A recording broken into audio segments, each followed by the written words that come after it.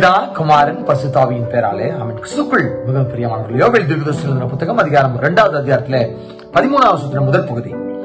நீங்கள் உங்கள் வஸ்திரங்களை அல்ல, உங்கள் இருதயங்களை கிழித்து உங்கள் தேவனாகிய கர்த்தரிடத்தில் திரும்புங்கள். எல்லாரும் ஆமென் சொல்லலாமா?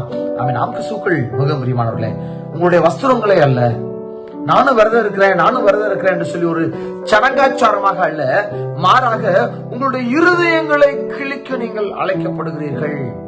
இருதயங்களை கிழிக்க, பாவ வாழ்க்கையை அகற்றி எறிய, பொல்லாத சிந்தனைகளை உடைக்க, பாவ வாழ்க்கையில சிக்க வைக்கின்ற அந்த சாத்தானுடைய தந்திரங்களை எதிர்க்க உங்களுடைய இருதயங்களை கிழியுங்கள். உங்களுடைய இருதயங்களை நீங்கள் கிழிக்கின்ற பொழுது நீங்க ஆண்டவரிடத்தில் திரும்புவதற்கு ஏதுவாக அனைத்து காரியங்களும் உங்களுடைய வாழ்க்கையிலே அது நடைபெறும். எல்லாரும் ஆமென் சொல்லலாமா? ஆமென். நாம் கிறிஸ்துவுக்குள் மிகவும் பிரியமானவர்களே, எப்படிங்க என் இருதயத்தை கிழிக்கிறது? எப்படி என் இருதயத்தை நான் கிழிக்கிறது? யோனாவின் புத்தகத்துல அங்க ராஜா சொன்னோன்ன எல்லா மக்களும் தங்களுடைய உடைகளை ரெட்டுடுத்தி சாம்பலிலே அமர்ந்து தங்களுடைய பாவங்களுக்காக மனஸ்தாபப்பட்டாங்க.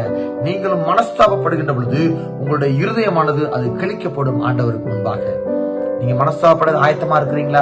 ஐயோ, நான் செஞ்சது பாவம் தான், நான் என்னை அறியாம நான் பாவம் செய்து விட்டேன், இல்லை என்று சொன்னால் அறிந்தே நான் பாவம் செய்து விட்டேன், நான் அதுக்காக மனஸ்தாபப்படுகிறேன், நான் மனம் திரும்ப ஆசைப்படுகிறேன் என்று சொல்லி ஆண்டவர் முன்பாக உங்களுடைய இருதயங்களை நீங்க கிழிக்கின்ற பொழுது கர்த்தர் உங்களுடைய பாவங்களுக்காக அவர் மனஸ்தாபப்பட்டு, ஐயோ என் பிள்ளை மனதுருகுகிறான், மனஸ்தாபப்படுறான் தன்னுடைய பாவத்துக்காக, அவனை நான் அழிக்க கூடாது, அவனுக்கு நான் எந்த விதமான கெடுதலும் வரவிடக் கூடாது என்று சொல்லி அவர் நமக்காக மனஸ்தாபப்பட்டு நம்முடைய பாவங்களை மன்னித்து நம்மளை விடுதலை அளித்து நம்மை நிறைவான வாழ்வுக்குள்ளாக நடத்தி செல்கிறார். உங்களுடைய இருதயத்தை கிழிக்க நீங்க ஆயத்தமா இருக்கிறீங்களா?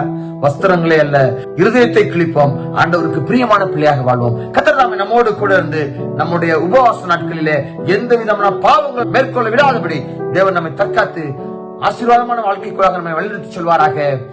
ஆமென். God bless you.